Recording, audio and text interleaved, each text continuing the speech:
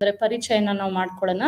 ನಾವು ಘಟಕ 4ರಲ್ಲಿ ಗ್ರಾಹಕರ ಆದ್ಯತೆಗಳ ಪರಿಕಲ್ಪನೆಯನ್ನ ನಾವು ಅರ್ಥ ಮಾಡ್ಕೊಂಡಿದ್ವಿ. ಆ ಒಂದು ಅರ್ಥ ಮಾಡ್ಕೊಳ್ಳೋ ಒಂದು ಸಂದರ್ಭದಲ್ಲಿ ನಾವು 2 ವಿಧಾನನ ಏನಿದೆ ನಾವು ಆಯ್ಕೆ ಮಾಡ್ಕೊಂಡಿದ್ದೇವೆ. ಆ ಒಂದು 2 ವಿಧಾನದಲ್ಲಿ ಒಂದು ಕಾರ್ಡಿನಲ್ ಅಪ್ರೋಚ್ ಮತ್ತೆ ಇನ್ನೊಂದು ಆರ್ಡಿನಲ್ ಅಪ್ರೋಚ್ ಅಂತ ಕರಿತೇವೆ.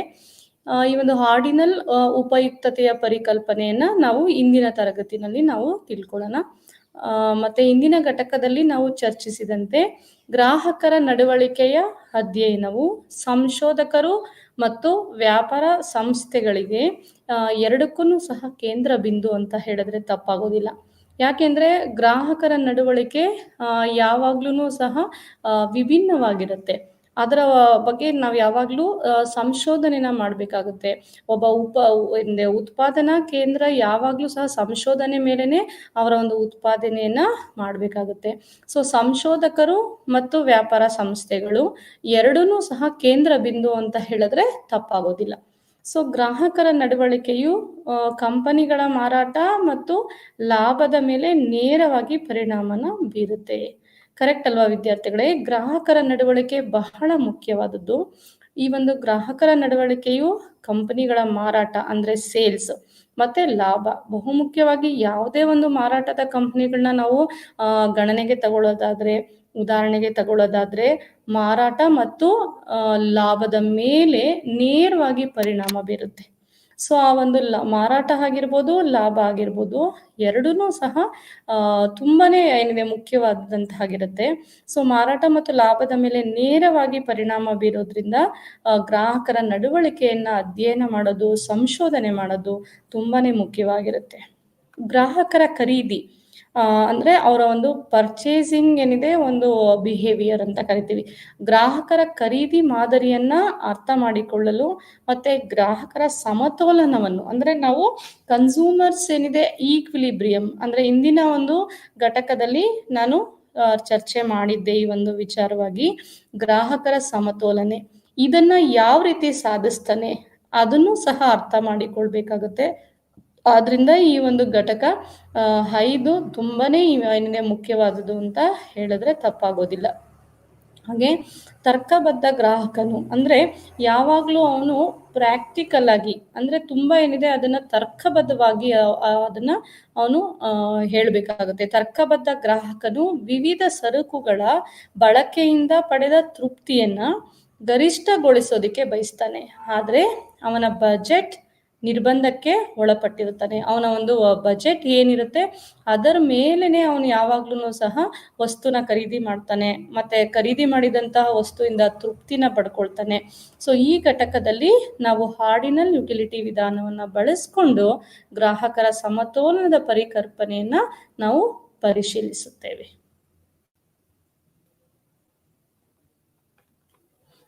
ಈಗ ಆರ್ಡಿನಲ್ ಯುಟಿಲಿಟಿ, ಈಗ ನಾನು ಹೇಳಿದ ಒಂದು ಆರಂಭಿಕ ಹಂತದಲ್ಲಿ ನಾನು ಹೇಳಿದ್ದೆ ಗ್ರಾಹಕರ ವರ್ತನಾ ಸಿದ್ಧಾಂತವನ್ನ ನಾವು 2 ಒಂದು ವಿಧಾನಗಳ ಮುಖಾಂತರ ಚರ್ಚೆ ಮಾಡ್ತೀವಿ ಅಂತ.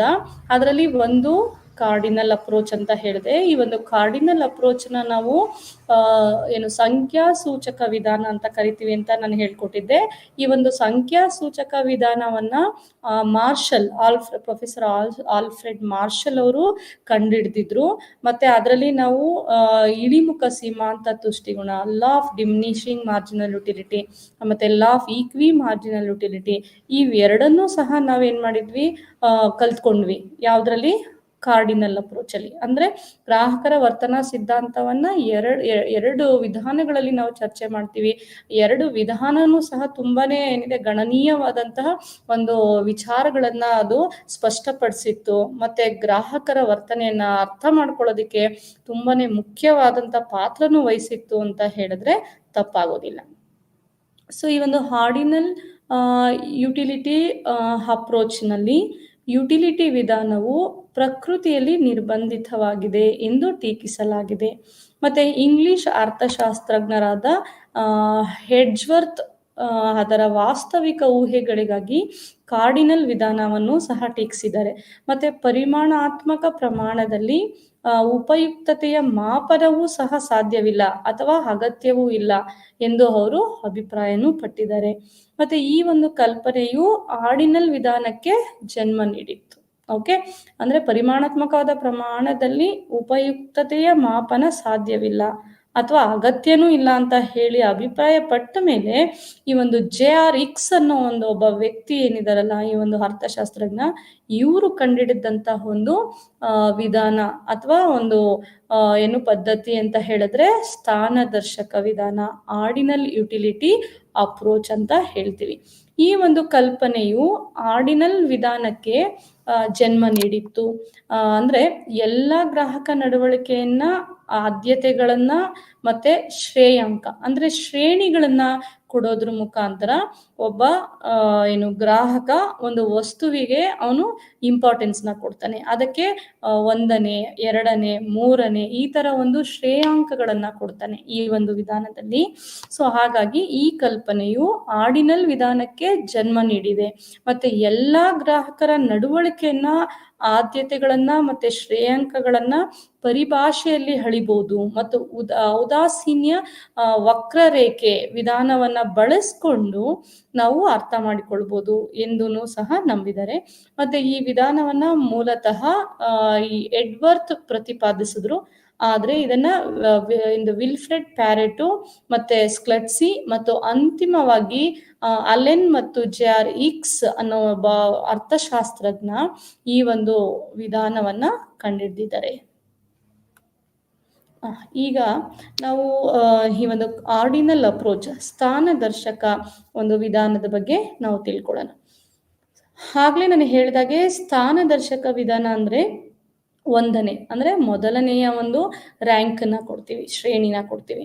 ಹಾಗೆ 2ನೆಯ ಅಂತ ಒಂದು ರ್ಯಾಂಕ್ ಅನ್ನು ಸಹ ಕೊಡ್ತೀವಿ, 3ನೆಯ ಅಂತ ಒಂದು ರ್ಯಾಂಕ್ ಅನ್ನ ಸಹ ಕೊಡ್ತೀವಿ, 4ನೇ ಒಂದು ರ್ಯಾಂಕ್ ಅನ್ನು ಸಹ ಕೊಡ್ತೀವಿ ಎಂಬ ಸ್ಥಾನ ನಿರ್ಣಯ, ಓಕೆ, ಅಥವಾ ಕ್ರಮ ನಿರ್ಣಯ ಮಾಡುವುದರ ಮೂಲಕ ಸ್ಥಾನವನ್ನು ಸೂಚಿಸಿ ನಾವು ತುಷ್ಟಿಗುಣವನ್ನು ಮಾಪನ ಮಾಡುವ ವಿಧಾನವನ್ನ ಸ್ಥಾನದರ್ಶಕ ವಿಧಾನ ಅಂತ ಕರಿತೀವಿ. ವಿದ್ಯಾರ್ಥಿಗಳೇ, ನಾನು ಹೇಳಿದಾಗೆ ಸ್ಥಾನ ಅಂದ್ರೆ ಯಾವ್ದ್ಯಾವ್ದಕ್ಕೆ ನಾವು ಯಾವ್ಯಾವ ಸ್ಥಾನವನ್ನ ಕೊಡ್ತೀವಿ ಅಂತ ಹೇಳಿ ಸ್ಥಾನನ ಒಂದು ಏನಿದೆ ಕೊಡುವಂತ ವಿಧಾನನೇ ಸ್ಥಾನದರ್ಶಕ ವಿಧಾನ ಅಂತ ಕರಿತೀವಿ. ಈ ಒಂದು ಸ್ಥಾನದರ್ಶಕ ವಿಧಾನದಲ್ಲಿ ನಾವು ಯಾವ್ದಕ್ಕೆ ಮೊದಲನೇ ರ್ಯಾಂಕ್ ಕೊಟ್ಟಿರ್ತೀವಿ ಆ ಒಂದು ಸರಕಿನಿಂದ ನಮ್ಗೆ ಹೆಚ್ಚಿನ ತುಷ್ಟಿಗುಣ ಸಿಕ್ಕತ್ತೆ. ಅದೇ ರೀತಿ 2ನೇ ಒಂದು ಸ್ಥಾನದಿಂದ ಮೊದಲನೇದಕ್ಕೆ ಕಂಪೇರ್ ಮಾಡಿದಾಗ ಅಥವಾ ಅದಕ್ಕೆ ಹೋಲಿಸಿ ನೋಡಿದಾಗ 2ನೆಯ ಒಂದು ಏನು ಸ್ಥಾನ ಕೊಟ್ಟಿರುವಂತ ಒಂದು ಸರಕಿನಿಂದ ನಮ್ಗೆ ಹೆಚ್ಚಿನ ತುಷ್ಟಿಗುಣ ಸಿಕ್ಕತ್ತೆ. ಹಾಗೆ 3ನೇದಕ್ಕೆ ಕಂಪೇರ್ ಮಾಡಿದಾಗ 2ನೇದಕ್ಕಿಂತ 3ನೇ ಅಂತ ಒಂದೇನಿದೆ ಸ್ಥಾನ ಕೊಟ್ಟಾಗ ಇದು ಒಂದು 3ನೇ ಸ್ಥಾನದಲ್ಲಿ ಇರುತ್ತೆ. ಮತ್ತೆ ನೆಕ್ಸ್ಟ್ ಬರುವಂತ ಒಂದು ಏನು ವಸ್ತುಗೆ ನಾವು 4ನೇ ಸ್ಥಾನ ಕೊಡ್ತೀವಿ. ಹೀಗೆ ಕ್ರಮವಾಗಿ ಅಂದ್ರೆ ಸೀಕ್ವೆನ್ಷಿಯಲ್ ಆಗಿ ನಾವು ಏನ್ ಮಾಡ್ತೀವಿ, ಸ್ಥಾನವನ್ನ ಕೊಡ್ತಾ ಹೋಗ್ತೀವಿ. ಆ ಸ್ಥಾನವನ್ನ ಕೊಡೋದ್ರ ಮುಖಾಂತರ ತುಷ್ಟಿಗುಣವನ್ನ ಮಾಪನ ಮಾಡ್ತೀವಿ. ಈ ವಿಧಾನವನ್ನ ಸ್ಥಾನದರ್ಶಕ ವಿಧಾನ ಅಂತ ನಾವು ಕರಿತೀವಿ. ವಿದ್ಯಾರ್ಥಿಗಳೇ, ನಾನು ಹೇಳ್ತಾ ಇರುವಂತ ವಿಚಾರ ಈ ಒಂದು ಕನ್ಸ್ಯೂಮರ್ ಏನಿದೆ ಬಿಹೇವಿಯರ್ ಅಂದ್ರೆ ಅನುಭೋಗಿಯ ವರ್ತನಾ ಸಿದ್ಧಾಂತ. ಓಕೆ, ಈ ಒಂದು ವಿಚಾರವಾಗಿ ಸ್ಥಾನದರ್ಶಕ ವಿಧಾನವನ್ನ ನಾವು ಈ ಒಂದು ತರಗತಿಯಲ್ಲಿ ನಾವು ಚರ್ಚೆ ಮಾಡ್ತಾ ಇದ್ದೇವೆ. ಸೊ ಈ ಒಂದು ಅನುಭೋಗಿಯ ವರ್ತನೆಯ ವಿಶ್ಲೇಷಣೆಗೆ ಸಂಖ್ಯಾಸೂಚಕ ವಿಧಾನವನ್ನ ನಾವು ಅನುಸರಿಸಿದೀವಿ. ಓಕೆ, ಅನುಭೋಗಿಯ ವರ್ತನೆಯ ವಿಶ್ಲೇಷಣೆ ನಾನು ಹೇಳಿದೆ, ಕನ್ಸ್ಯೂಮರ್ ಬಿಹೇವಿಯರ್ನ ಸಂಖ್ಯಾಸೂಚಕ ವಿಧಾನವನ್ನು ಸಹ ನಾವು ಅನುಸರಿಸಿ ನಾವು ಒಂದು ವರ್ತನೆಯ ಬಗ್ಗೆ ಅನುಭೋಗಿಯ ವರ್ತನೆಯ ಬಗ್ಗೆ ನಾವು ತಿಳ್ಕೊಂಡ್ವಿ. ಈ ವಿಧಾನ ಅತ್ಯಂತ ಸರಳವಾಗಿದ್ರು ಸಹ ಅದರಲ್ಲಿ ಅಡಕವಾಗಿದ್ದಂತಹ ದೋಷಗಳು ತುಂಬಾ ಏನಿದೆ ಕಾರಣವಾಗಿತ್ತು. ಅಂದ್ರೆ ಆ ಒಂದು ದೋಷಗಳು ಏನಪ್ಪಾ ಅಂದ್ರೆ, ನಾವು ಯಾವುದೇ ಒಬ್ಬ ವ್ಯಕ್ತಿಯ ಮಾನಸಿಕ ಏನಿದೆ ಒಂದು ವಿಷಯಕ್ಕೆ ಸಂಬಂಧಪಟ್ಟಿರುವಂತ ಒಂದು ವಿಚಾರ ಆಗಿರೋದ್ರಿಂದ ಯಾವುದೇ ಕಾರಣಕ್ಕೂ ನಾವು ನಮ್ಮ ತುಷ್ಟಿಗುಣನ ನಾವು ಯುಟಿಲ್ಸ್ ಅಥವಾ ಸಂಖ್ಯೆಗಳ ಮುಖಾಂತರ ನಾವು ಅದನ್ನ ಮಾಪನ ಮಾಡೋದಿಕ್ ಆಗೋದಿಲ್ಲ ಅಂತ ಹೇಳಿ ನಾವು ಚರ್ಚೆ ಮಾಡಿದ್ರಿ ನಾವು ಇಂದಿನ ಒಂದು ಘಟಕದಲ್ಲಿ. ವಿದ್ಯಾರ್ಥಿಗಳೇ, ನಿಮ್ಗೆ ನೆನಪಿದೆ ಅನ್ಸುತ್ತೆ, ಅದಕ್ಕೆಲ್ಲ ನಾವು ಒಂದು ಉದಾಹರಣೆನೂ ಸಹ ತಗೊಂಡಿದ್ವಿ. ಒಂದು ರಾಗಿ ರೊಟ್ಟಿ ಮುಖಾಂತರ ಒಬ್ಬ ಹಸಿದಿದ ವ್ಯಕ್ತಿ ರಾಗಿ ರೊಟ್ಟಿನ ಯಾವ ತರ ತಿಂತಾನೆ, ಅವನಿಗೆ ಯಾವ ತರ ಅನುಭವ ಒಂದು ತುಷ್ಟಿಗುಣ ಸಿಕ್ಕತ್ತೆ ಅಂತೆಲ್ಲ ನಾನು ನಿಮ್ ಜೊತೆ ಚರ್ಚೆ ಮಾಡಿದ್ದೆ. ಸೊ ಈ ವಿಧಾನ ಅತ್ಯಂತ ಸರಳವಾಗಿದ್ರು ಸಹ ಅದರಲ್ಲಿ ಅಡಕವಾಗಿದ್ದಂತಹ ದೋಷಗಳ ಕಾರಣದಿಂದ ಸ್ಥಾನ ಸೂಚಕ ವಿಧಾನವನ್ನ ಅಭಿವೃದ್ಧಿಪಡಿಸಲಾಯಿತು. ಸೊ ಮೊಟ್ಟ ಮೊದಲ ಬಾರಿಗೆ ಈ ಒಂದು ಸ್ಥಾನ ಸೂಚಕ ವಿಧಾನವನ್ನ ಯಾರು ಅಭಿವೃದ್ಧಿಪಡಿಸ್ತಾರೆ ಅಂತ ಹೇಳಿದ್ರೆ ಪ್ರೊಫೆಸರ್ ಸಟ್ಸ್ಕಿ ಅಂತ, ಮತ್ತೆ ಪ್ರೊಫೆಸರ್ ಹೆಡ್ವರ್ತ್ ಮತ್ತು ಪ್ರೊಫೆಸರ್ ಪ್ಯಾರಟೋ. ನಾನು ಇದನ್ನ ಆಲ್ರೆಡಿ ಒಂದು ಪರಿಚಯ ಮಾಡಿಕೊಟ್ಟಂತ ಒಂದು ಸಂದರ್ಭದಲ್ಲೇ ಸಹ ನಾನು ಇದನ್ನ ಹೇಳಿದ್ದೆ ನಿಮ್ಗೆ. ಸೊ ಇದರಲ್ಲಿ ಇಂಟ್ರೊಡಕ್ಷನ್ ಅಲ್ಲಿ ನಾನು ಹೇಳಿದೆ ಯಾರು ಈ ಒಂದು ಸ್ಥಾನವನ್ನ ಪರಿಚಯ ಮಾಡಿಕೊಡ್ತಾರೆ ಅಂತ. ಅಂದ್ರೆ ಒಬ್ರು ಹೆಡ್ವರ್ತ್, ಮತ್ತೆ ಇನ್ನೊಂದು ವಿಲ್ಫ್ರೆಡ್ ಪ್ಯಾರೆಟ್ ಅಂಡ್ ಸ್ಲಟ್ಸ್ಕಿ ಅಂತ ಕರಿತೀವಿ. ಅಂತಿಮವಾಗಿ ಇದನ್ನ ಅಲೆನ್ ಮತ್ತು JR ಹಿಕ್ಸ್ ಇವರೇ ಏನಿದೆ ಈ ಒಂದು ಸ್ಥಾನದರ್ಶಕ ವಿಧಾನವನ್ನ ಕಂಡಿಡಿದಂತ ಕೀರ್ತಿ ಅವ್ರಿಗೆ ಸಲ್ಲಿಸುತ್ತೆ. ಸ್ಥಾನದರ್ಶಕ ತುಷ್ಟಿಗುಣ. ಮೀಮಾಂಸಾಕಾರರ ಪ್ರಕಾರ ತುಷ್ಟಿಗುಣವು ಒಂದು ಮಾನಸಿಕ ವಿದ್ಯಮಾನವಾಗಿರುವುದರಿಂದ ಅದನ್ನು ಮಾಪನ ಮಾಡಲು ನಮಗೆ ಆಗೋದಿಲ್ಲ, ಮಾಪನ ಮಾಡೋದಕ್ಕೆ ಸಾಧ್ಯವಿಲ್ಲ. ಆದ್ರಿಂದ ವಿಭಿನ್ನ ಸರಕು ಮತ್ತು ಸೇವೆಗಳ ತುಷ್ಟಿಗುಣವನ್ನ ನಾವು ತುಲನೆ ಮಾಡಲು ಮಾತ್ರ ಸಾಧ್ಯವೆಂದು ಅವರು ಭಾವಿಸ್ತಾರೆ. ಅಂದ್ರೆ ನಾವು ಇದನ್ನ ಎಷ್ಟು ಒಂದು ತುಷ್ಟಿಗುಣ ಸಿಕ್ಕಿದೆ ಅಂತ ಹೇಳಿ ನಾವು ಅದನ್ನ ಸಂಖ್ಯೆಗಳಲ್ಲಿ ಹೇಳೋದಕ್ಕಾಗಲ್ಲ.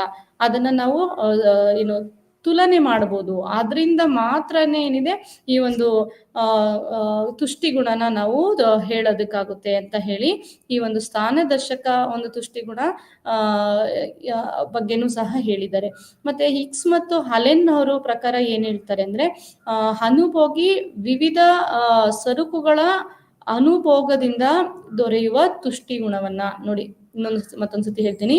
ಸ್ಥಾನದರ್ಶಕ ತುಷ್ಟಿಗುಣ ಮೀಮಾಂಸಾಕಾರರ ಪ್ರಕಾರ ಏನ್ ಹೇಳ್ತಾರೆ ಅಂದ್ರೆ ತುಷ್ಟಿಗುಣ ಯಾವಾಗ್ಲೂ ಒಂದು ಮಾನಸಿಕ ವಿದ್ಯಮಾನ. ಅಂದ್ರೆ ಅದು ಒಬ್ಬ ವ್ಯಕ್ತಿಯಿಂದ ಇನ್ನೊಬ್ಬ ವ್ಯಕ್ತಿಗೆ ಅದೇನಾಗಿರುತ್ತೆ, ವಿಭಿನ್ನವಾಗಿರುತ್ತೆ. ಅದು ನಮ್ಮ ಅಷ್ಟು ಸುಲಭವಾಗಿ ನಾವು ಮಾಪನ ಮಾಡೋಕ್ಕಾಗೋದಿಲ್ಲ, ಮೆಜರ್ಮೆಂಟ್ ಮಾಡೋಕ್ಕಾಗೋದಿಲ್ಲ. ಸೊ ಹಾಗಾಗಿ ವಿಭಿನ್ನ ಸರಕು ಮತ್ತು ಸೇವೆಗಳ ವಿಭಿನ್ನ ಸರಕು ಅಂದ್ರೆ ಡಿಫ್ರೆಂಟ್ ಗೂಡ್ಸ್ ಮತ್ತೆ ನಾವು ಸರ್ವಿಸಸ್ ನಾವು ಬಳಕೆ ಮಾಡಿದಾಗ ಅದರಿಂದ ತುಷ್ಟಿಗುಣವನ್ನು ಯಾವ ರೀತಿ ಎಷ್ಟು ಪಡ್ಕೊಂಡಿದೀವಿ, ಯಾವ್ದ್ರಿಂದ ಜಾಸ್ತಿ ಸಿಕ್ಕಿದೆ, ಯಾವ್ದ್ರಿಂದ ಕಡಿಮೆ ತುಷ್ಟಿಗುಣ ಸಿಕ್ಕಿದೆ ಅಂತ ನಾವು ಒಂದು ಹೋಲಿಕೆ ಮಾಡಿ ಮಾತ್ರ ಹೇಳ್ಬೋದು ಅಂತ ಹೇಳಿ ಈ ಒಂದು ಸ್ಥಾನದರ್ಶಕ ತುಷ್ಟಿಗುಣ ಹೇಳುತ್ತೆ. ಸೊ ಹಿಕ್ಸ್ ಮತ್ತು ಅಲೆನ್ ರವರ ಪ್ರಕಾರ ಅನುಭೋಗಿ ವಿವಿಧ ಸರಕುಗಳ ಅನುಭೋಗದಿಂದ ದೊರೆಯುವ ತುಷ್ಟಿಗುಣವನ್ನ ನೋಡಿ. ಹಿಕ್ಸ್ ಮತ್ತು ಅಲೆನ್ ಏನ್ ಹೇಳ್ತಾರಪ್ಪ ಅಂದ್ರೆ ಅನುಭೋಗಿ ವಿವಿಧ ಸರಕುಗಳ ಅಥವಾ ಅನುಭೋಗದಿಂದ ದೊರೆಯುವ ತುಷ್ಟಿಗುಣವನ್ನ ವಿವಿಧ ಸರಕುಗಳ ಅನುಭೋಗದಿಂದ ದೊರೆಯುವ ತುಷ್ಟಿಗುಣವನ್ನ ಕ್ರಮವಾಗಿ 1ನೆಯ ಹಾಗೂ 2ನೆಯ ಹಾಗೂ 3ನೆಯ ಮತ್ತು 4ನೆಯ ಎಂದು ಸೂಚಿಸುವ. ನೋಡಿ, ಇದು ತುಂಬಾನೇ ಮುಖ್ಯವಾಗಿರುತ್ತೆ. ಸ್ಥಾನದರ್ಶಕ ಅಂಶಗಳಲ್ಲಿ ಇದು ಬಹಳ ಮುಖ್ಯವಾದದ್ದು. ಸೊ ನಾವು ವಿವಿಧ ಸರಕುಗಳಿಗೆ ಆ ಒಂದು ಅನುಭೋಗದಿಂದ ದೊರೆಯುವಂತ ತುಷ್ಟಿಗುಣಕ್ಕೆ ನಾವು ಕ್ರಮವಾಗಿ ಸ್ಥಾನನ ಕೊಡ್ತಾ ಹೋಗ್ತೀವಿ. 1ನೇ ರ್ಯಾಂಕ್, 2ನೇ ರ್ಯಾಂಕ್, 3ನೇ ರ್ಯಾಂಕ್, 4ನೇ ರ್ಯಾಂಕ್ ಅಂತ ಹೇಳಿ ರ್ಯಾಂಕ್ಸ್ನ ಸೂಚನೆ ಮಾಡ್ತೀವಿ, ಸೂಚಿಸಿರ್ತೀವಿ. ಅದಕ್ಕೆ ಅದನ್ನ ನಾವು ಸ್ಥಾನದರ್ಶಕ ಅಂತ ಕರಿತೀವಿ. ಈ ಒಂದು ಅಂಶಗಳಲ್ಲಿ ತೃಪ್ತಿಯ ಪ್ರಮಾಣಕ್ಕನುಗುಣವಾಗಿ ಅವುಗಳಲ್ಲಿ ಯಾವುದರ ಬಗ್ಗೆ ಅವನ ಒಲವಿದೆ ಎಂಬುದನ್ನು ಅವನು ತಿಳಿಸ್ತಾನೆ.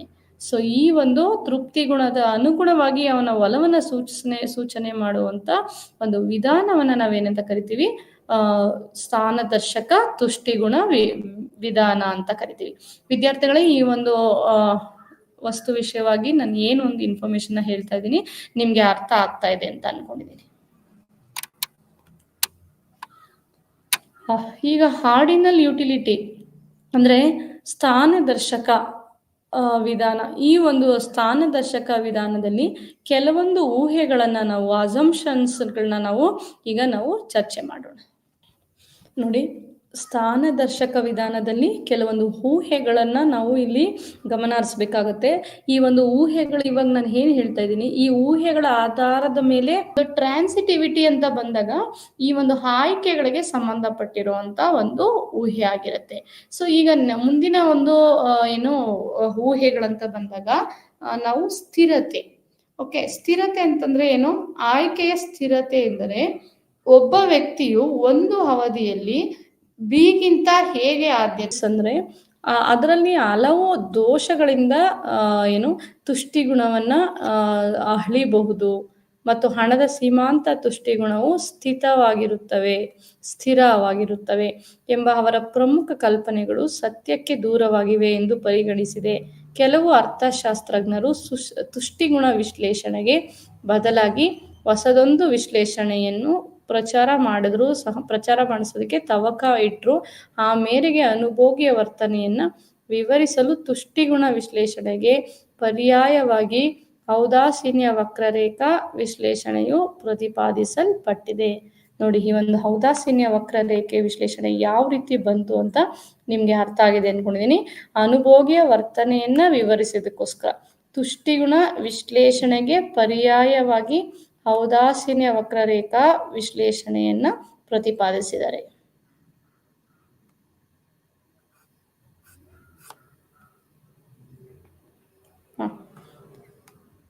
ಈ ಒಂದು ಔದಾಸೀನ್ಯ ವಕ್ರರೇಖೆಯ ವಿಶ್ಲೇಷಣೆಯ ಬಗ್ಗೆ ಹೇಳೋದಾದ್ರೆ, ತುಷ್ಟಿಗುಣ ವಿಶ್ಲೇಷಣೆಗೆ ಪ್ರತಿಕ್ರಿಯೆಯಾಗಿ ಮೂಡಿ ಬಂದಂತಹ ಔದಾಸೀನ್ಯ ವಕ್ರರೇಖಾ ವಿಶ್ಲೇಷಣೆಗೆ 1881 ಬಹಳ ಮುಖ್ಯವಾದಂತಹ ವರ್ಷ.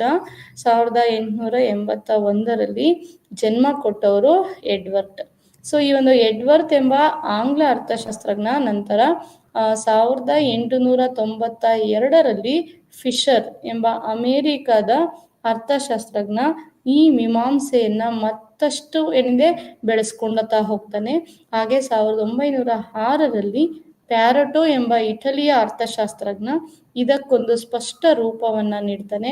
ಮತ್ತೆ ತನ್ನ ಮೌಲ್ಯ ಸಿದ್ಧಾಂತದಲ್ಲಿ ಔದಾಸೀನ್ಯ ವಕ್ರರೇಖೆಗಳ ತಂತ್ರವನ್ನ ಸಹ ಬಳಸ್ತಾನೆ.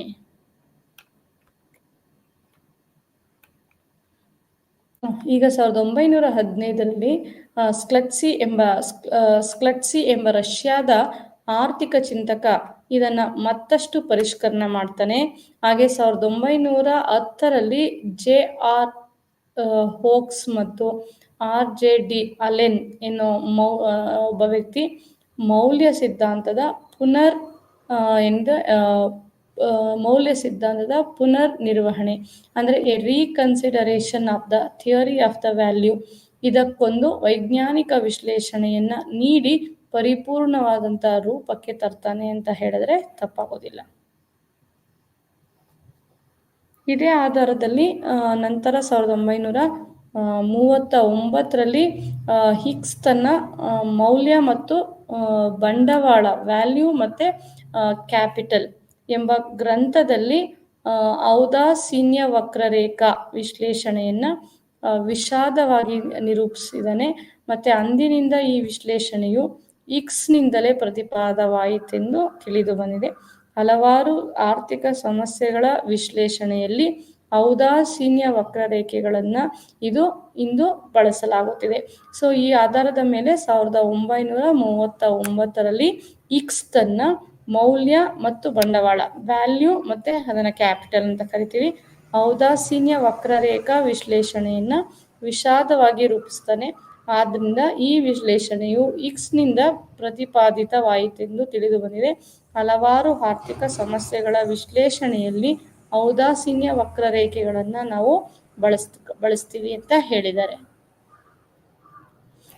ಈಗ ಔದಾಸೀನ್ಯ ವಕ್ರರೇಖೆಯ ಅರ್ಥನ ನಾವು ತಿಳ್ಕೊಳ್ಳೋಣ. ಈ ಒಂದು ಔದಾಸೀನ್ಯ ವಕ್ರರೇಖೆಯ ಅರ್ಥ ಹೇಳೋದಾದ್ರೆ ಇಂಡಿಫರೆನ್ಸ್ ಕರ್ವ್ ಅಂತ ಕರಿತೀವಿ. ಈ ಒಂದು ಇಂಡಿಫರೆನ್ಸ್ ಕರ್ವ್ನ ನಾವು ಒಂದೇ ಪ್ರಮಾಣದ ತೃಪ್ತಿಯನ್ನು ನೀಡುವ ಎರಡು ವಸ್ತುಗಳ ನೋಡಿ ಇದು ಬಹಳ ಮುಖ್ಯವಾದಂತಹ ಅರ್ಥ. ಔದಾಸೀನ್ಯ ವಕ್ರರೇಖೆ ಅಂತ ಹೇಳಿದ್ರೆ ಒಂದೇ ಪ್ರಮಾಣದ ತೃಪ್ತಿಯನ್ನ ಎರಡು ವಸ್ತುಗಳು ಬೇರೆ ಬೇರೆ ಸಂಯೋಜನೆಗಳನ್ನು ಪ್ರತಿನಿಧಿಸುವ ರೇಖೆಯನ್ನು ನಾವು ಔದಾಸೀನ್ಯ ವಕ್ರರೇಖೆಗಳು ಅಂತ ಕರಿತೀವಿ. ಸೊ ಒಂದೇ ಪ್ರಮಾಣದ ತೃಪ್ತಿಯನ್ನ ನೀಡುವ ಎರಡು ವಸ್ತುಗಳ ಇದು ಬಹಳ ಮುಖ್ಯ. ಎರಡು ವಸ್ತುಗಳ ಬೇರೆ ಬೇರೆ ಸಂಯೋಜನೆಗಳನ್ನ ಪ್ರತಿನಿಧಿಸುವ ರೇಖೆಯನ್ನು ಔದಾಸೀನ್ಯ ವಕ್ರರೇಖೆ ಅಂತ ನಾವು ಕರಿತೇವೆ. ವಿದ್ಯಾರ್ಥಿಗಳೇ, ನಿಮಗೆ ಔದಾಸೀನ್ಯ ವಕ್ರರೇಖೆ ಅರ್ಥ ಆಗಿದೆ ಅಂತ ಅನ್ಕೊಂಡಿದ್ದೀನಿ. ಒಂದೇ ಪ್ರಮಾಣದ ತೃಪ್ತಿಯನ್ನು ನೀಡುತ್ತೆ. ವಸ್ತುವಿನಲ್ಲಿರುವ ಸಂಯೋಜನೆಯಿಂದ ದೊರೆಯುವ ತೃಪ್ತಿಗೆ ಸಮನಾಗಿರುತ್ತೆ. ಆದ್ದರಿಂದ ಅನುಭೋಗಿಯು ಒಂದು ನಿರ್ದಿಷ್ಟ ಔದಾಸೀನ್ಯ ರೇಖೆಯ ಮೇಲಿರುವ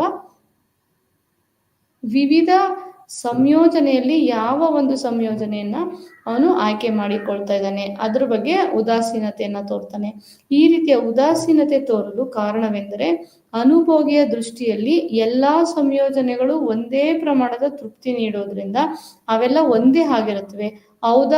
ಔದಾಸೀನ್ಯ ವಕ್ರರೇಖೆಯನ್ನ ಸಮಸೀಮಾಂತ ತುಷ್ಟಿಗುಣ ರೇಖೆ ಅಂತಲೂ ಕರೆಯುತ್ತೇವೆ. ನೋಡಿ, ಔದಾಸೀನ್ಯ ವಕ್ರರೇಖೆಯನ್ನ ಸಮಸೀಮಾಂತ ಈಕ್ವಿ ಮಾರ್ಜಿನಲ್ ಯುಟಿಲಿಟಿ ಓಕೆ ಅಂತನೂ ಸಹ ನಾವು ಕರಿತೀವಿ ಅಂತ ಹೇಳ್ತಾ ಇದ್ದೀನಿ ವಿದ್ಯಾರ್ಥಿಗಳೇ. ಈಗ ನೋಡಿ, ಪ್ರತಿಯೊಂದು ಔದಾಸೀನ್ಯ ವಕ್ರರೇಖೆಯು ಒಂದು ನಿರ್ದಿಷ್ಟ ಪ್ರಮಾಣದ ತೃಪ್ತಿಯನ್ನ ಮಾತ್ರ ಪ್ರತಿನಿಧಿಸುತ್ತದೆ.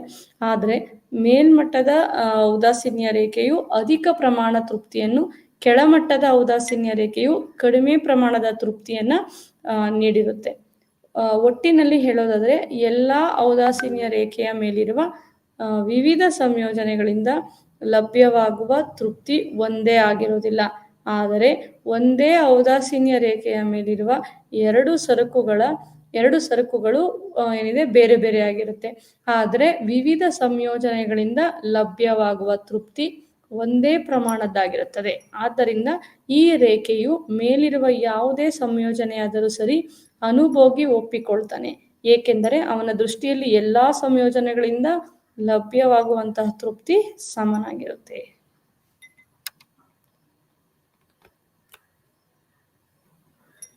ನೋಡಿ, ಔದಾಸೀನ್ಯ ವೇಳಾಪಟ್ಟಿಯು ಎರಡು ಸರಕುಗಳ ವಿವಿಧ ಸಂಯೋಜನೆಗಳನ್ನು ಪ್ರತಿನಿಧಿಸುವ ಟೇಬಲ್ ಆಗಿದೆ. ಇದು ಗ್ರಾಹಕರಿಗೆ ಸಮಾನವಾದ ತೃಪ್ತಿಯನ್ನ ನೀಡುತ್ತೆ. ಎಲ್ಲ ಸಂಯೋಜನೆಗಳು ಸಮಾನ ಮಟ್ಟದ ತೃಪ್ತಿಯನ್ನು ನೀಡುವುದರಿಂದ ಗ್ರಾಹಕರು ಅವುಗಳ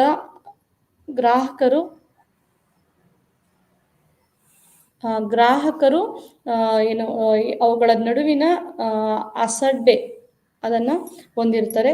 ಹಾಗೆ ಕೋಷ್ಟಕ 5 ಮತ್ತು 1ರಲ್ಲಿ ಎಕ್ಸ್ ಮತ್ತು ವೈ ಎರಡು ಸರಕುಗಳ ವಿವಿಧ ಯೋಜನೆಗಳನ್ನು ಪ್ರತಿನಿಧಿಸುವ ಕಾಲ್ಪನಿಕ ಉದಾಸೀನತೆಯ ವೇಳಾಪಟ್ಟಿಯನ್ನು ಪ್ರಸ್ತುತಪಡಿಸುತ್ತೆ. ಔದಾಸೀನ್ಯ ವಕ್ರರೇಖೆಯ ಅನುಸೂಚಿ. ನೋಡಿ ವಿದ್ಯಾರ್ಥಿಗಳೇ, ನೆಕ್ಸ್ಟು ಇಂಡಿಫರೆನ್ಸ್ ಕರ್ವ್ ಅನಾಲಿಸಿಸ್ ಆದಮೇಲೆ ನಾವು ಇಂಡಿಫರೆನ್ಸ್ ಕರ್ವ್ ಶೆಡ್ಯೂಲ್ನ ನಾವು ಡಿಸ್ಕಸ್ ಮಾಡಬೇಕಾಗುತ್ತೆ. ಔದಾಸೀನ್ಯ ವಕ್ರರೇಖೆಯ ಅನುಸೂಚಿ ಅಂತಲೂ ಕರಿತೀವಿ. ಈಗ ನಾವು ಔದಾಸೀನ್ಯ ವಕ್ರರೇಖೆ ಅಂದರೆ ಏನು ತಿಳ್ಕೊಂಡಿದ್ದೀವಿ. ಔದಾಸೀನ್ಯ ವಕ್ರರೇಖೆಯ ಬಗ್ಗೆ ಇನ್ನೂ ಒಂದಷ್ಟು ಮಾಹಿತಿಯನ್ನು ಸಹ ಈ ಒಂದು ಸ್ಲೈಡಲ್ಲಿ ನಾನು ಹಾಕಿದ್ದೇನೆ. ಹಾಗೆ ಔದಾಸೀನ್ಯ ವಕ್ರರೇಖೆ ಯಾವ ಒಂದು ಮಟ್ಟಿಗೆ ಇದು ಇಂಪಾರ್ಟೆಂಟ್ ಆಗಿರುತ್ತೆ ಅಂತ ಸಹ ನಾನು ಹೇಳಿದ್ದೇನೆ. ಹಾಗೆ ಔದಾಸೀನ್ಯ ವಕ್ರರೇಖೆಯನ್ನ ನಾವು ಒಂದು ಟೇಬಲ್ ಫಾರ್ಮ್ಯಾಟಲ್ಲೂ ಸಹ ನಾವು ಎರಡು ವಸ್ತುಗಳನ್ನ ಕಂಪ್ಯಾರಿಸನ್ ಮಾಡೋದ್ರ ಮುಖಾಂತರನೂ ಸಹ ನಾವು ಇದನ್ನ ತಿಳ್ಕೊಳ್ತೇವೆ. ಹಾಗೆ ಔದಾಸೀನ್ಯ ವಕ್ರರೇಖೆಯ ಅನುಸೂಚಿ ಅಂತ ಕರಿತೀವಿ.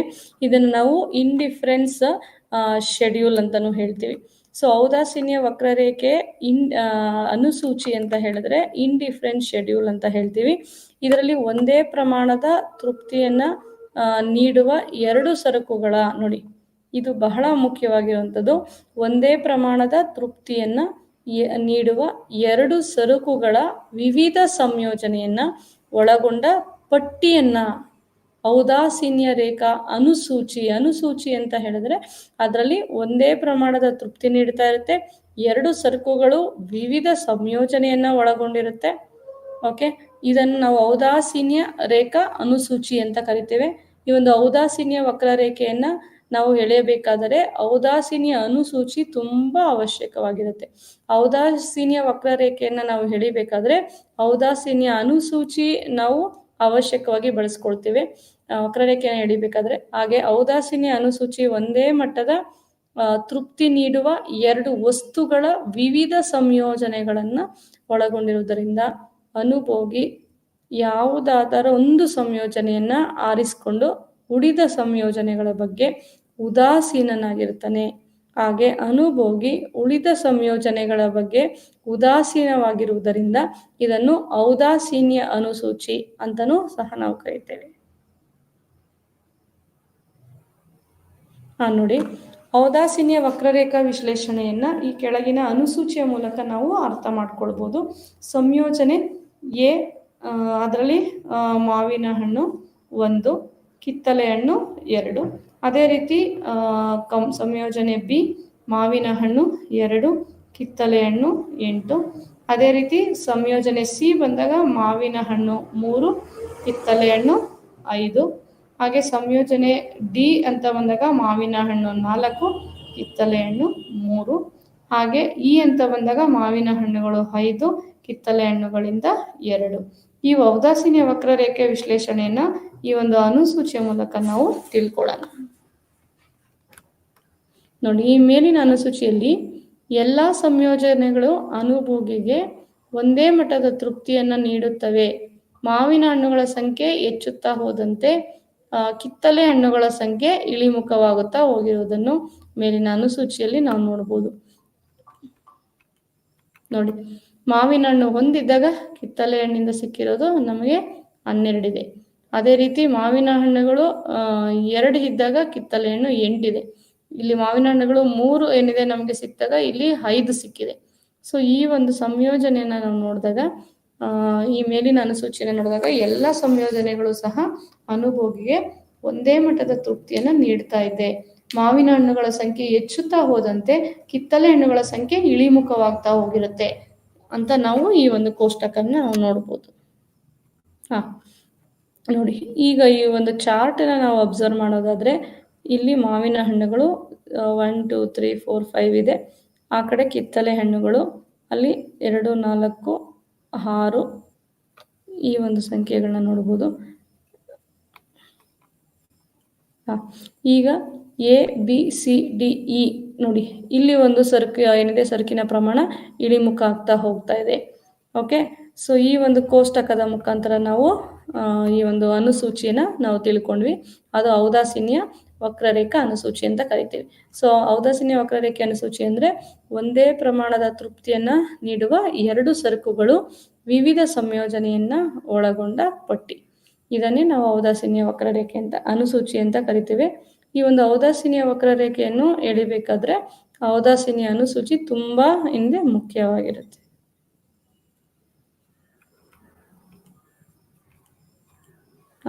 ಈ ಮೇಲಿನ ರೇಖಾಚಿತ್ರದಲ್ಲಿ ನಾವು ನೋಡಿದಾಗ ಇದ್ರ ಬಗ್ಗೆ ನಾನು ಇನ್ನಷ್ಟು ಮಾಹಿತಿನ ಕೊಡ್ತೇನೆ. OX ಅಕ್ಷದ ಮೇಲೆ ಮಾವಿನ ಹಣ್ಣುಗಳ ಸಂಖ್ಯೆನ ಬರೆದಿದ್ದೀನಿ. ಹಾಗೆ OY ಅಕ್ಷದ ಮೇಲೆ ಕಿತ್ತಳೆ ಹಣ್ಣುಗಳ ಒಂದು ಸಂಖ್ಯೆನ ಬರೆದಿದ್ದೀವಿ. ಹಾಗೆ ಏನಿದೆ ಇಂಡಿಫರೆನ್ಸ್ ಕರ್ವ್ ಎಂಬುದೇ ಔದಾಸೀನ್ಯ ವಕ್ರರೇಖೆ. ಈ ಒಂದು ಏನಿಲ್ಲಿ ಒಂದು IC ಅಂತ ಈ ಒಂದು ಚಾರ್ಟ್ ಅಲ್ಲಿ ABCDE ಅಂತ ಈ ತರ ಒಂದು ಸ್ಲ್ಯಾಂಟಿಗಾಗಿ ಏನಿದೆ ಲೆಫ್ಟ್ ಇಂದ ರೈಟ್ಗೆ ಏನೊಂದು ಇಳಿಮುಖವಾಗಿ ತೋರಿಸ್ತಾ ಇದೆ, ಅದೇ ಒಂದು ಇಂಡಿಫರೆನ್ಸ್ ಕರ್ವ್ ರೇಖೆ. ಓಕೆ, ಈ ಒಂದು ಇಂಡಿಫರೆನ್ಸ್ ಕರ್ವ್ ರೇಖೆನ ನಾವು ರಚನೆ ಮಾಡಬೇಕಂದ್ರೆ ಔದಾಸೀನ್ಯ ವಕ್ರರೇಖೆ ಅನುಸೂಚಿ ಬೇಕೇ ಬೇಕಾಗುತ್ತೆ.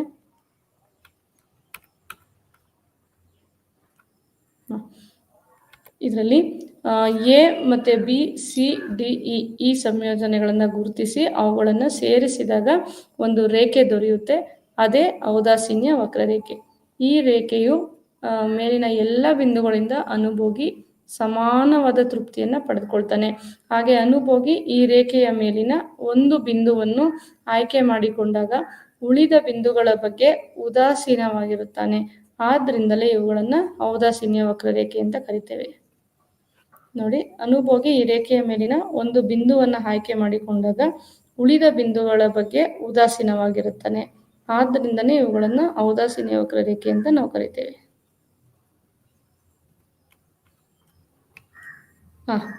ಈಗ ಇಂಡಿಫರೆನ್ಸ್ ಮ್ಯಾಪ್ ಅಂತ ಇದೆ ವಿದ್ಯಾರ್ಥಿಗಳೇ. ಇಂಡಿಫರೆನ್ಸ್ ಮ್ಯಾಪ್ ಅಂತ ಹೇಳಿದ್ರೆ ಔದಾಸೀನ್ಯ ನಕ್ಷೆ ಅಂತ ಕರಿತೇವೆ. ಔದಾಸೀನ್ಯ ನಕ್ಷೆ ಅಂದರೆ ಇಂಡಿಫರೆನ್ಸ್ ಮ್ಯಾಪ್. ವಿದ್ಯಾರ್ಥಿಗಳೇ, ಈಗ ನಾವು ಇಂದಿನ ಒಂದು ಪುಟದಲ್ಲಿ ನಾವು ಔದಾಸೀನ್ಯ ವಕ್ರರೇಖೆ ಅಂದ್ರೆ ಏನು, ಔದಾಸೀನ್ಯ ವಕ್ರರೇಖೆ ಅನುಸೂಚಿ ಅಂದ್ರೆ ಏನು, ಎರಡನ್ನೂ ಸಹ ತಿಳ್ಕೊಂಡಿದ್ದೇವೆ. ಆ ಒಂದು ಕೋಷ್ಟಕದ ಮುಖಾಂತರ ನಾನು ಇದನ್ನು ಎಕ್ಸ್ಪ್ಲೇನ್ ಮಾಡಿದ್ದೇನೆ. ಹಾಗೆ ಔದಾಸೀನ್ಯ ನಕ್ಷೆ. ಈಗ ಇಂಡಿಫರೆನ್ಸ್ ಮ್ಯಾಪನ್ನು ನಾವು ತಿಳ್ಕೊಳ್ಳೋಣ. ವಿವಿಧ ಮಟ್ಟದ ತೃಪ್ತಿಯನ್ನು ವ್ಯಕ್ತಪಡಿಸುವ 2 ಅಥವಾ ಅದಕ್ಕಿಂತಲೂ ಹೆಚ್ಚು ಔದಾಸೀನ್ಯ ರೇಖೆಗಳನ್ನು ಒಳಗೊಂಡಿರುವ ಒಂದು ಸಮೂಹನೇ ನಾವು ಔದಾಸೀನ್ಯ ನಕ್ಷೆ ಅಂತ ಕರಿತೇವೆ. ಈ ಒಂದು ಔದಾಸೀನ್ಯ ನಕ್ಷೆಯು ಅನೇಕ ಔದಾಸೀನ್ಯ ಸೇವೆಗಳ ಒಂದು ಸಮೂಹ ಅಥವಾ ಕುಟುಂಬವಾಗಿದೆ. ಇದು ಅನೇಕ ಔದಾಸೀನ್ಯ ರೇಖೆಗಳನ್ನು ಒಳಗೊಂಡಿರುತ್ತೆ. ನೋಡಿ ಇಲ್ಲಿ indifference curve 1, indifference curve 2, indifference curve 3, indifference curve 4. ಇದು ಗೂಡ್ಸ್ 1 ಮತ್ತು ಇದು ಗೂಡ್ಸ್ 2 ಇರುತ್ತೆ. 0 to that is YO that is OX Axis goods 1 ಮತ್ತು ದಟ್ ಈಸ್ OY ಆಕ್ಸಿಸ್ ಬಂದು ಗೂಡ್ಸ್ 2 ಇದೆ. ನೋಡಿ ಔದಾಸೀನ್ಯ ವಕ್ರರೇಖೆ ಇಂಡಿಫರೆನ್ಸ್ ಮ್ಯಾಪ್ ಅಂದರೆ ಏನು ಈಗ ತಿಳ್ಕೊಳ್ಳೋಣ.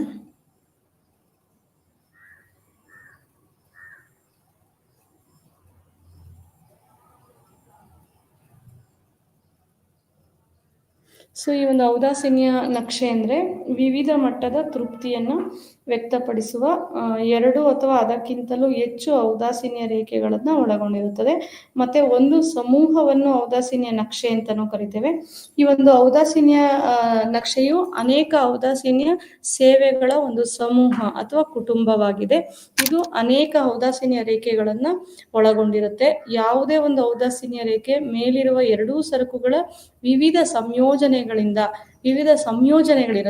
ಈ ಒಂದು ಔದಾಸೀನ್ಯ ನಕ್ಷೆ ಅನ್ನೋದು ಒಂದು ಸಮೂಹ ಅಥವಾ ಕುಟುಂಬವಾಗಿದೆ. ಇದು ಅನೇಕ ಔದಾಸೀನ್ಯ ರೇಖೆಗಳನ್ನು ಒಳಗೊಂಡಿರುತ್ತೆ. ಮತ್ತು ಯಾವುದೇ ಒಂದು ಔದಾಸೀನ್ಯ ರೇಖೆ ಮೇಲಿರುವ 2 ಸರಕುಗಳ ವಿವಿಧ ಸಂಯೋಜನೆಗಳಿಂದ ಲಭ್ಯವಾಗುವ ಅಥವಾ ತೃಪ್ತಿ ಒಂದೇ ಪ್ರಮಾಣದ್ದಾಗಿರುತ್ತೆ ಅಂತ ಹೇಳುತ್ತೆ.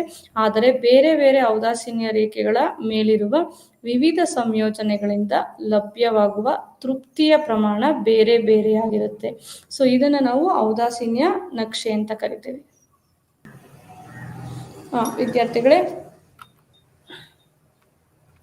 ಈ ಒಂದು ಔದಾಸೀನ್ಯ ನಕ್ಷೆಗೆ ಸಂಬಂಧಪಟ್ಟಂತೆ ಬಲಭಾಗಕ್ಕೆ ಮೇಲ್ಭಾಗದಲ್ಲಿರುವ ಔದಾಸೀನ್ಯ ರೇಖೆ ಅಥವಾ ಮೇಲಿರುವ ವಿವಿಧ ಸಂಯೋಜನೆಗಳು ಎಡಭಾಗಕ್ಕೆ ಕೆಳಭಾಗದಲ್ಲಿರುವ ಔದಾಸೀನ್ಯ ರೇಖೆಯ ಮೇಲಿರುವ ವಿವಿಧ ಸಂಯೋಜನೆಗಳಿಂದ ಅಧಿಕ ತೃಪ್ತಿ ನೀಡುತ್ತೆ.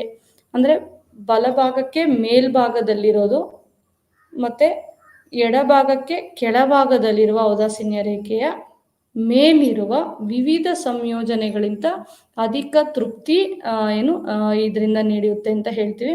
ಏಕೆಂದರೆ ಮೇಲ್ಭಾಗದಲ್ಲಿರುವ ಔದಾಸೀನ್ಯ ರೇಖೆಯ ಮೇಲಿರುವ ಸಂಯೋಜನೆಯಲ್ಲಿರುವ 2 ಸರಕುಗಳ ಪ್ರಮಾಣ ಕೆಳಭಾಗದ ಔದಾಸೀನ್ಯ ರೇಖೆಯ ಮೇಲಿರುವ ಸಂಯೋಜನೆಗಳಲ್ಲಿರುವ ಸರಕುಗಳ ಪ್ರಮಾಣಕ್ಕಿಂತ ಅಧಿಕವಾಗಿರುತ್ತೆ ಅಂತ ಹೇಳ್ತೀವಿ. ಹಾಗೆ ಈ ಸಂದರ್ಭದಲ್ಲಿ ಅನುಭೋಗಿಗೆ ಆಯ್ಕೆಯ ಪ್ರಶ್ನೆ ಬಂದಾಗ ಅನುಭೋಗಿ ಯಾವಾಗಲೂ ಅಧಿಕ ತೃಪ್ತಿ ನೀಡುವ ಮೇಲ್ಭಾಗದ ಔದಾಸೀನ್ಯ ರೇಖೆಯ ಮೇಲಿರುವ ಸಂಯೋಜನೆಯನ್ನ ಆಯ್ಕೆ ಮಾಡ್ಕೊಳ್ತಾನೆ. ಇದು ಏಕಾತ್ಮಕವಾಗಿ ತುಂಬಾ ಬಲವಾಗಿರುತ್ತೆ ಅಂತ ಹೇಳ್ತೀವಿ. ಇದನ್ನ ನಾವು ಚಾರ್ಟ್ ಮುಖಾಂತರ ತಿಳ್ಕೊಳ್ಬೇಕಾಗುತ್ತೆ. ಹಾಗಾದ್ರೆ ಏಕಾತ್ಮಕ ಒಲವು ಎಂದರೇನು? ಇದನ್ನ ವಿವೇಚನಾಶೀಲನಾದ ಅನುಭೋಗಿಯು ಹೆಚ್ಚಿನ ಮಟ್ಟದ ತೃಪ್ತಿಯನ್ನ ನೀಡುವ ಎತ್ತರದ ಔದಾಸೀನ್ಯ ರೇಖೆಯ ಕಡೆಗೆ ಯಾವಾಗಲೂ ಒಲವು ತೋರ್ತಾನೆ. ಇದನ್ನ ಏಕಾತ್ಮಕ ಒಲವು ಅಂತ ಕರಿತೇವೆ. ಈ ಒಂದು ಔದಾಸೀನ್ಯ ರೇಖೆಯನ್ನ ಈ ಮುಂದಿನ ರೇಖಾಚಿತ್ರದ ಮೂಲಕ ನಾವು ಕೂಲಂಕುಷವಾಗಿ ತಿಳಿಯೋಣ. ನೋಡಿ, ಈ ಒಂದು ಚಿತ್ರನ ನೀವು ಸ್ವಲ್ಪ ಗಮನ ಮಾಡಿ, ಸ್ವಲ್ಪ ಗಮನ ಹರಿಸಿ ನೋಡಿ. ಎಡಭಾಗದಿಂದ ಇಂಡಿಫರೆನ್ಸ್ ಕರ್ವ್ ಔದಾಸೀನ್ಯ ರೇಖೆ ಏನಿದೆ, ಮತ್ತೆ ಬಲಭಾಗದಲ್ಲಿ ಇಂಡಿಫರೆನ್ಸ್ ಕರ್ವ್ ರೇಖೆ 4ನೇದು ಏನಿದೆ, ಇದರ ಒಂದು ಸಂಬಂಧಪಟ್ಟಂತೆ ನಾನು ಇಲ್ಲಿ ಎಕ್ಸ್ಪ್ಲೈನ್ ಮಾಡಿದ್ದೆ. ಮೇಲಿನ ರೇಖಾಚಿತ್ರದಲ್ಲಿ ನಾವು 0Y ರೇಖೆಯಲ್ಲಿ ಕಿತ್ತಳೆ ಹಣ್ಣುಗಳನ್ನು ಮತ್ತು X ರೇಖೆಯಲ್ಲಿ ಮಾವಿನ ಹಣ್ಣುಗಳನ್ನು ತೋರಿಸ್ತಾ ಇದ್ದೇವೆ. ಹಾಗೆ ಔದಾಸೀನ್ಯ ನಕ್ಷೆಯಲ್ಲಿ 5 ರೇಖೆಗಳಿವೆ. ಮೇಲಿನ ಚಿತ್ರದಲ್ಲಿರುವಂತೆ ಇಂಡಿಫರೆನ್ಸ್ ಕರ್ವ್ ಅಂದರೆ ಈ ಒಂದು ಔದಾಸೀನ್ಯ ವಕ್ರ ರೇಖೆಯು ಇಂಡಿಫರೆನ್ಸ್ ಕರ್ವ್ ಏನಿದೆ ರೇಖೆಗಿಂತ ಅಧಿಕ ತೃಪ್ತಿಯನ್ನ, ಮತ್ತೆ ಇಂಡಿಫರೆನ್ಸ್ ಕರ್ವ್ ರೇಖೆಯು 10 ಮತ್ತೆ ರೇಖೆಗಿಂತ ಅಧಿಕ ತೃಪ್ತಿಯನ್ನ ಮತ್ತು ಇಂಡಿಫರೆನ್ಸ್ ಕರ್ವ್ ರೇಖೆಯು ಇಂಡಿಫರೆನ್ಸ್ ಕರ್ವ್ ಏನಿದೆ ರೇಖೆಗಿಂತ ಅಧಿಕ ಪ್ರಮಾಣದ ತೃಪ್ತಿಯನ್ನು ನೀಡುತ್ತದೆ. ಆದರೆ ಮೇಲ್ಪಟ್ಟದ ವಕ್ರರೇಖೆಯು ಎಷ್ಟು ಅಧಿಕ ತೃಪ್ತಿಯನ್ನು ನೀಡುತ್ತಾ ಇದೆ ಎಂದು ಅಳೆಯಲು ಸಾಧ್ಯ ಆಗೋದಿಲ್ಲ. ಇದನ್ನೇ ಬಂದು ಔದಾಸೀನ್ಯ ನಕ್ಷೆ ಅಂತ ಕರಿತೀವಿ ನಾವು, ಔದಾಸೀನ್ಯ ನಕ್ಷೆ. ಈ ಒಂದು ಅಧಿಕ ತೃಪ್ತಿಯನ್ನು ನೀಡುತ್ತವೆ. ಮತ್ತೆ ಒಟ್ಟಾರೆ ಯಾವುದೇ ಒಂದು ಔದಾಸೀನ್ಯ ರೇಖೆಯಲ್ಲಿ ಎಲ್ಲ ಬಿಂದುಗಳು ಒಂದೇ ಪ್ರಮಾಣದ ತೃಪ್ತಿಯನ್ನ ಸೂಚಿಸ್ತಾ ಇದೆ. ಆದರೆ ಯಾವುದು ಒಂದು ರೇಖೆಯಲ್ಲಿನ ಯಾವುದೇ ಬಿಂದುವು ಇನ್ನೊಂದು ರೇಖೆಯ ಬೇರೊಂದು ಬಿಂದುವಿಗಿಂತ ವಿಭಿನ್ನ ಪ್ರಮಾಣದ ತೃಪ್ತಿಯನ್ನ ತೋರಿಸುತ್ತೆ. ನೋಡಿ, ಉದಾಹರಣೆಗೆ ಇಂಡಿಫರೆನ್ಸ್ ಕರ್ವ್ ರೇಖೆಯು ಮೇಲಿರುವ ಎ ಮತ್ತು ಬಿ ಬಿಂದುಗಳು ಒಂದೇ ಮಟ್ಟದ ತೃಪ್ತಿಯನ್ನು ನೀಡುತ್ತವೆ. ಅದೇ ರೀತಿ ಇಂಡಿಫರೆನ್ಸ್ ಕರ್ವ್ ರೇಖೆಯು ಮೇಲಿರುವ ಸಿ ಮತ್ತು ಡಿ ಬಿಂದುವಿನಲ್ಲಿ ಸಮಾನ ಪ್ರಮಾಣದ ತೃಪ್ತಿಯನ್ನು ವ್ಯಕ್ತಪಡಿಸುತ್ತೆ. ಆದರೆ ಎ ಅಥವಾ ಬಿ ಬಿಂದುವಿನಲ್ಲಿ ದೊರೆಯುವ ತೃಪ್ತಿಗಿಂತ ಸಿ ಮತ್ತು ಡಿ ಬಿಂದುವಿನಲ್ಲಿ ದೊರೆಯುವ ತೃಪ್ತಿ ತುಂಬಾ ಅಧಿಕವಾಗಿರುತ್ತೆ. ಏಕೆಂದರೆ ಈ ಬಿಂದುಗಳು ಮೇಲ್ಮಟ್ಟದ ಔದಾಸೀನ್ಯ ವಕ್ರರೇಖೆಯಾಗಿರುತ್ತೆ. ಹಾಗೆ ಒಟ್ಟಾರೆ ಬಲಭಾಗಕ್ಕೆ ಬರುವ ಪ್ರತಿಯೊಂದು ರೇಖೆಯೂ ಸಹ ಹೆಚ್ಚು ತೃಪ್ತಿಯನ್ನ ಮತ್ತು ಎಡಭಾಗಕ್ಕಿರುವ ರೇಖೆಗಳು ಕಡಿಮೆ ತೃಪ್ತಿಯನ್ನ ಸೂಚಿಸ್ತಾ ಇರುತ್ತೆ. ಈ ಒಂದು ಸಮಸೀಮಾಂತ ಬದಲಿಕೆಯ ದರ ಅಥವಾ ಹಣ್ಣಿಗಾಗಿ ಅವನು 4 ಬಾಳೆಹಣ್ಣುಗಳನ್ನು ತ್ಯಜಿಸಲು ತಯಾರಿರುತ್ತಾನೆ. ಅಂದರೆ ಎರಡನೇ ಸಂಯೋಜನೆ ಬಿ ನಲ್ಲಿ ಬಾಳೆಹಣ್ಣು ಮತ್ತು ಸೇಬು ಹಣ್ಣುಗಳ ನಡುವಿನ ಸೀಮಾಂತ ಬದಲಿಕೆ ದರ 1:4 ಅಂದರೆ 1:4 ಆಗಿದೆ. ಆದರೆ ಮೂರನೇ ಸಂಯೋಜನೆಯಲ್ಲಿ 3 ಸೇಬು ಹಣ್ಣುಗಳನ್ನು ಮತ್ತು 5 ಬಾಳೆಹಣ್ಣುಗಳಿವೆ. ಈ ಸಂಯೋಜನೆಯಲ್ಲಿ 1 ಹೆಚ್ಚುವರಿ ಸೇಬು ಹಣ್ಣಿಗಾಗಿ ಅನುಭೋಗಿ 3 ಬಾಳೆಹಣ್ಣುಗಳನ್ನು ತ್ಯಜಿಸಲು ತಯಾರಿರ್ತಾನೆ. ಹೀಗೆ ಪಟ್ಟಿಯಲ್ಲಿರುವಂತಹ ಬಾಳೆಹಣ್ಣಿಗೆ ಸಂಬಂಧಿಸಿದಂತೆ ಸೇಬು ಹಣ್ಣಿನ ಸೀಮಾಂತ ಪ್ರತಿನಿಧಾನದ ದರ ಇಳಿಮುಖವಾಗಿದೆ ಎಂದು ಈ ಚಿತ್ರದಲ್ಲಿನ ಸೀಮಾಂತ ಬದಲಿಕೆಯ ದರ ತೋರಿಸುತ್ತದೆ. ವಿದ್ಯಾರ್ಥಿಗಳೇ, ಸೀಮಾಂತ ಬದಲಿಕೆಯ ದರ ನಿಮಗೆ ಅರ್ಥ ಆಗಿದೆ ಅಂತ ಅನ್ಕೊಂಡಿದ್ದೀನಿ. ವಿದ್ಯಾರ್ಥಿಗಳೇ, ಅನುಭೋಗಿ ಹೆಚ್ಚುವರಿ ಸೇಬು ಹಣ್ಣುಗಳನ್ನು ಕೊಳ್ಳುತ್ತಾ ಹೋದಂತೆ ಇನ್ನು ಬಾಳೆಹಣ್ಣುಗಳ ಸಂಖ್ಯೆ ಕಡಿಮೆ ಆಗುತ್ತಾ ಹೋಗುತ್ತದೆ. ಈ ಬಾಳೆಹಣ್ಣುಗಳ ನಷ್ಟದಿಂದಾದ ತುಷ್ಟಿಗುಣದ ನಷ್ಟವನ್ನು ಅವನು ಹೆಚ್ಚಿನ ಸೇಬಿನ ಹಣ್ಣುಗಳ ಮೂಲಕ ಸರಿದೂಗಿಸ್ಕೊಳ್ತಾನೆ. ನೋಡಿ, ಮೇಲಿನ ಈ ಒಂದು ರೇಖಾಚಿತ್ರ ನಾವು ನೋಡಿದಾಗ ಇಲ್ಲಿ ಸೇಬು ಹಣ್ಣು ಮತ್ತೆ ಓ ಎಕ್ಸ್ ಆಕ್ಸಿಸ್ ಸೇಬು ಹಣ್ಣು ಮತ್ತೆ ವೈ ಆಕ್ಸಿಸ್ ಬಂದು ಬಾಳೆಹಣ್ಣನ್ನ ಏನಿದೆ ತೋರಿಸ್ತಾ ಇದೆ. ಎ ಮತ್ತೆ B C D E F ಈ ಒಂದು ರೇಖೆನ ನಾವು ಔದಾಸೀನ್ಯ ವಕ್ರರೇಖೆ ಅಂತ ಕರಿತೇವೆ. ಈ ಒಂದು ಮೇಲಿನ ರೇಖಾಚಿತ್ರದಲ್ಲಿ ಓ ಎಕ್ಸ್ ಅಕ್ಷದಲ್ಲಿ ಸೇಬು ಹಣ್ಣುಗಳನ್ನು, OY ಅಕ್ಷದಲ್ಲಿ ಬಾಳೆಹಣ್ಣುಗಳನ್ನು ತೋರಿಸ್ತಾ ಇದ್ದೇವೆ. ಈ ಒಂದು ಏನಿದೆ ಇಂಡಿಫರೆನ್ಸ್ ಕರ್ವ್ ಔದಾಸೀನ್ಯ ರೇಖೆಯ ಮೇಲೆ A B C D E F ಸಂಯೋಜನೆಗಳು ಅನುಭೋಗಿಗೆ ಒಂದೇ ಪ್ರಮಾಣದ ತೃಪ್ತಿನ ನೀಡ್ತಾ ಇದೆ. ಈ ಚಿತ್ರದಲ್ಲಿ ತೋರಿಸಿದಂತೆ ಅನುಭೋಗಿ ಸೇಬು ಹಣ್ಣುಗಳ ಸಂಖ್ಯೆಯನ್ನ ಹೆಚ್ಚಿಸುತ್ತಾ ಹೋದಂತೆ ಬಾಳೆಹಣ್ಣುಗಳ ಸಂಖ್ಯೆ ಕಡಿಮೆ ಆಗ್ತಾ ಹೋಗ್ತಾ ಇದೆ. ಸೊ ಮೇಲಿನ ರೇಖಾಚಿತ್ರ ನಾವು ಇಳಿಮುಖ ಸೀಮಾಂತ ಬದಲಿಕೆಯ ದರವನ್ನ ವ್ಯಕ್ತಪಡಿಸುತ್ತದೆ. ಅನುಭೋಗಿಯು ಎ ಬಿಂದುವಿನಿಂದ ಮತ್ತು ಬಿಗೆ ಮತ್ತು ಸಿ ಇಂದ ಡಿಗೆ ಚಲಿಸಿದಾಗ ಸೇಬು ಹಣ್ಣಿಗೆ ಸಂಬಂಧಿಸಿದಂತೆ ಬಾಳೆಹಣ್ಣಿನ ಸೀಮಾಂತ ಬದಲಿಕೆಯ ದರ ಇಳಿಮುಖವಾಗುತ್ತಾ ಹೋಗುತ್ತೆ. ಸೊ ಇದನ್ನ ನಾವು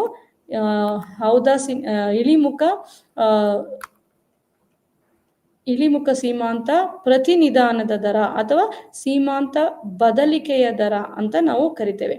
ಸೊ ಈ ಒಂದು ತರಗತಿಯಲ್ಲಿ ಇವತ್ತು ನಾವು ಈ ಒಂದು ಅನುಭೋಗಿಯ ವರ್ತನಾ ಸಿದ್ಧಾಂತಕ್ಕೆ ಸಂಬಂಧಪಟ್ಟಂತೆ ಈ ಒಂದು ಎಲ್ಲ ವಿಚಾರಗಳನ್ನ ನಾವು ತಿಳ್ಕೊಂಡಿದ್ದೇವೆ.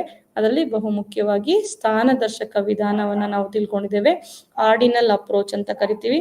ಸ್ಥಾನದರ್ಶಕ ವಿಧಾನಕ್ಕೆ ಸಂಬಂಧಪಟ್ಟಂತೆ ಇಂಡಿಫರೆನ್ಸ್ ಕರ್ವ್ ಅನಾಲಿಸಿಸ್ ಬಗ್ಗೆ ಚರ್ಚೆ ಮಾಡಿದ್ದೇವೆ. ಹಾಗೆ ಇಂಡಿಫರೆನ್ಸ್ ಕರ್ವ್ ಅರ್ಥವನ್ನ ತಿಳ್ಕೊಂಡಿದ್ದೇವೆ. ಹಾಗೆ ಔದಾಸೀನ್ಯ ವಕ್ರರೇಖೆಯ ಅನುಸೂಚಿ ಬಗ್ಗೆ ತಿಳ್ಕೊಂಡಿದ್ದೇವೆ. ಹಾಗೆ ಔದಾಸೀನ್ಯ ನಕ್ಷೆ ಅಂದ್ರೆ ಇಂಡಿಫರೆನ್ಸ್ ಮ್ಯಾಪ್ ಅಂದ್ರೆ ಏನು ತಿಳ್ಕೊಂಡಿದ್ದೇವೆ. ಹಾಗೆ ಬಹುಮುಖ್ಯವಾಗಿ ಇಳಿಮುಖ ಸೀಮಾಂತ ಪ್ರತಿನಿಧಾನದ ದರ ಈ ಒಂದು ಕಾನ್ಸೆಪ್ಟ್ ಪರವಾಗೂ ಸಹ ನಾವು ತಿಳ್ಕೊಂಡಿದ್ದೇವೆ. ವಿತ್ ನಾವು ಕೆಲವೊಂದು ಎಕ್ಸಾಂಪಲ್ಗಳನ್ನ ಮತ್ತೆ ಗ್ರಾಫ್ ಮುಖಾಂತರ ನಾನು ಇದನ್ನ ಅರ್ಥ ಮಾಡಿಸಿದ್ದೀನಿ ಅಂತ ಅನ್ಕೊಂಡಿದ್ದೀನಿ ವಿದ್ಯಾರ್ಥಿಗಳೇ. ಇನ್ನೊಂದು ಸತಿ ನೀವು ಪುನರಾವರ್ತನೆ ಮಾಡಬೇಕಾಗುತ್ತೆ. ಈ ಒಂದು ಇಳಿಮುಖ ಸೀಮಾಂತ ಪ್ರತಿನಿಧಾನದ ದರವನ್ನ ಇನ್ನೂ ಏನಿದು ವಿಚಾರವನ್ನ ನೀವು ತಿಳಿದು ಗಮನದಲ್ಲಿ ಇಟ್ಕೊಳ್ಬೇಕಾಗುತ್ತೆ. ಇದನ್ನ ನಾವು ಇಳಿಮುಖ ಸೀಮಾಂತ ಪ್ರತಿನಿಧಾನದ ದರ ಅಥವಾ ಸೀಮಾಂತ ಬದಲಿಕೆಯ ದರ ಅಂತನೂ ನಾವು ಇದನ್ನ ಕರಿತೇವೆ.